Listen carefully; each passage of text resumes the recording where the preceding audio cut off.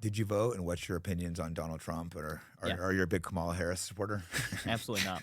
Um, Harris would have been a terrible president, but also on principle because she's not only is she not American, but she's not a man. And I think statesmanship is a And her statesmanship, husband is right? a dual citizen too. Oh, great, yeah.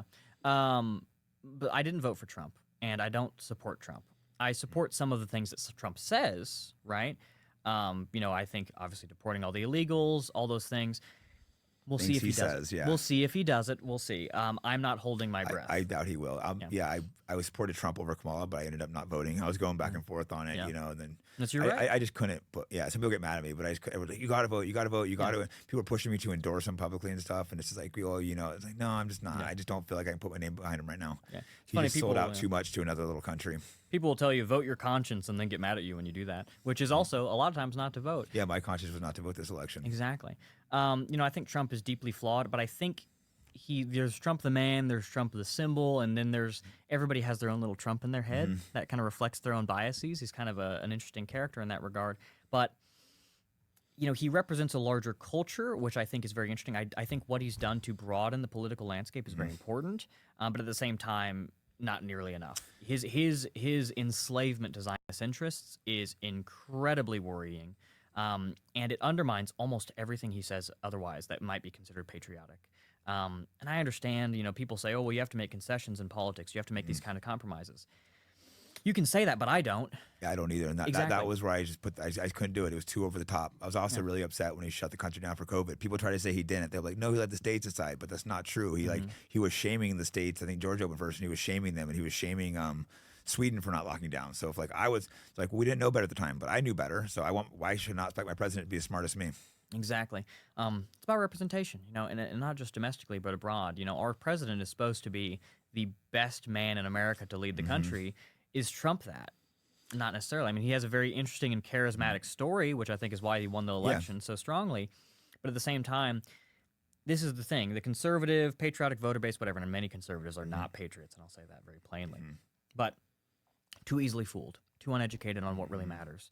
And this isn't me being angry. I don't hate people, for this. If you're misinformed, if you're uneducated, if you're not connected, if you're not organized, that's okay. That's how people start out a lot in the modern day. But they need to be more distrustful of politicians. We need a voting bloc in the country and a wholesale culture across every state which will not tolerate compromises, which will not tolerate violated, betrayed promises. And we don't have that right now. We might. Who knows? We're building it every day. If Trump goes back on his promises again,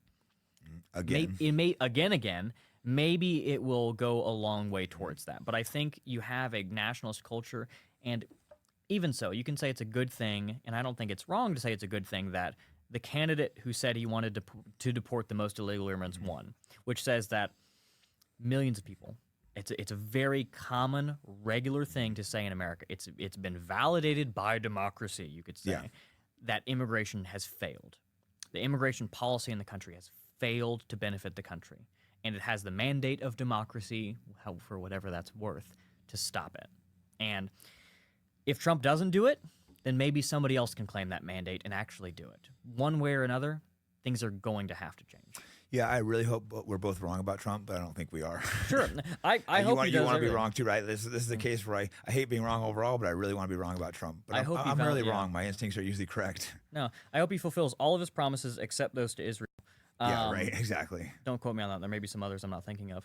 But no, it's I don't have a complete lack of hope for the conventional political process, and I'm not going to say that the organization, PF, is never going to have people which work within or with the conventional political process, because it's just a matter of expanding your tactics and anywhere where we can find people we can work with, like I talked with you, like I talked with PBD, if I can get a fair shake, we're going for it. We're going to try it out, right? Well, yeah, you have to talk to people, even people we disagree with. I mean, Patriot, what was it, PBD? Like, he was a little obnoxious, but he gave you a platform at least, Sure. I No, was a little annoyed with some of his thankful. questions. Like, you know what? Maybe I'm being too harsh on him. He sat and talked to you. He was kind of asking some weird questions, like, what do you think of slavery?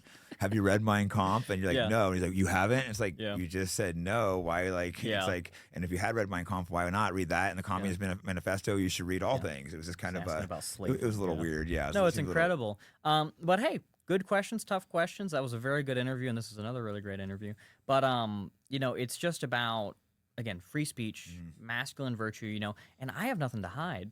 You know, you've been talking to me all day off camera, you know. You're exactly the same. Same on camera. person, Exactly, same arguments. I feel like I've repeated myself a I'm few the one times. probably worse off camera because I'm used to being around fighters. Sometimes they say ridiculous things, you know, like I'm on camera, better not for sure. get too crazy. No, I mean, I'm really honest about everything. Integrity is huge. You know, our opponents like to say that, oh, what we're doing with the America thing, you're trying to trick people. This is a facade. You know, they say, you know, that it's some sort of ploy to get people. It's like, no, I love America. I love my culture. I love everything. I love everything about it.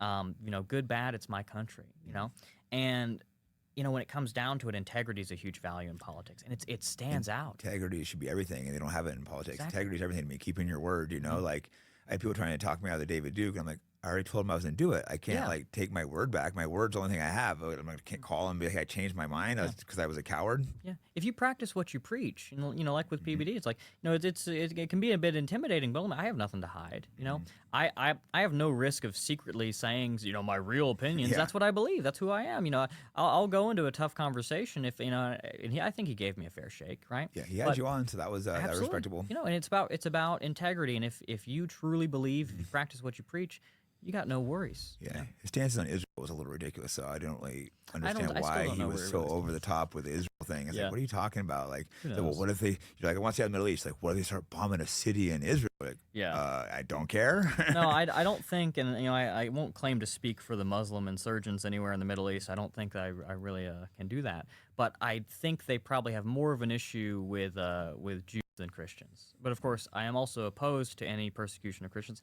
Yeah. Of course, these are other countries. You know, I don't have a whole lot to say about it, but you know, I believe in a limited form of religious freedom. You know, the organization. You know, we are formally and officially a secular organization. Again, we act as a good government ought to act. We don't have a organizational religion that we mandate or push on people. But we do practice religion. The membership of the organization is often very religious.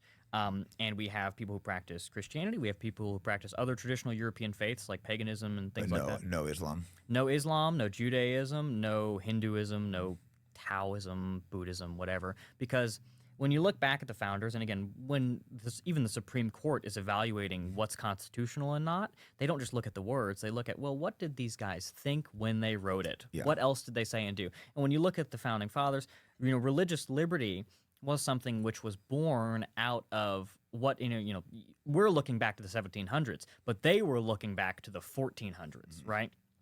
And they were seeing religious wars between Protestants and Catholics. They were seeing what happened to the Pilgrims, where they were, you know, forced into courtrooms. They were arrested when they tried to leave England, and they lost everything they owned, and they had to, you know, they were just barely allowed to immigrate to Plymouth and create the new colony there for, you know, partially for religious liberty, but also for the prosperity of their flock, quite literally.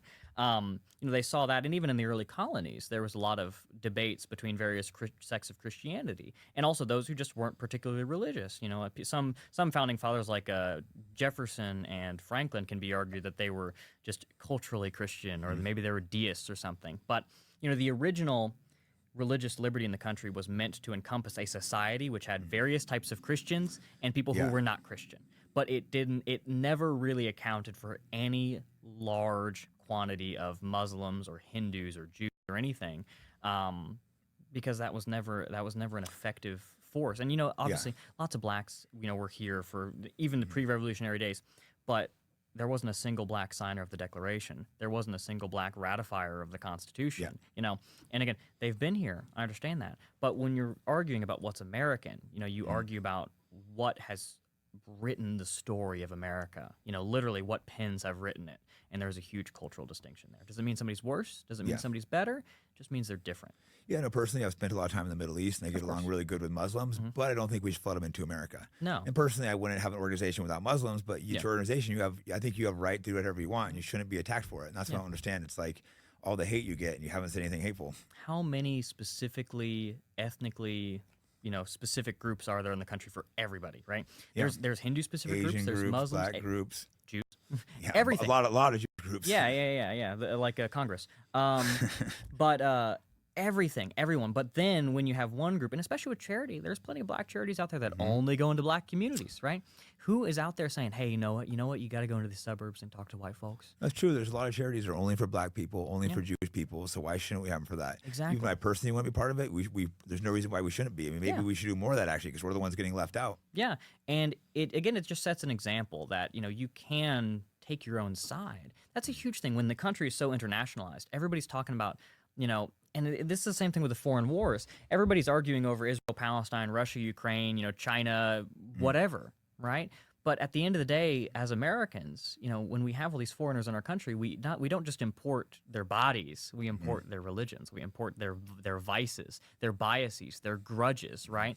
Just like where were tons of pro and anti-Israel demonstrations happening? New York and San Francisco. Pro and anti-Chinese demonstrations happening on the West Coast. It's like that's not happening here. Yeah. We're importing the world, but failing to realize that world we're importing is at each other's throats.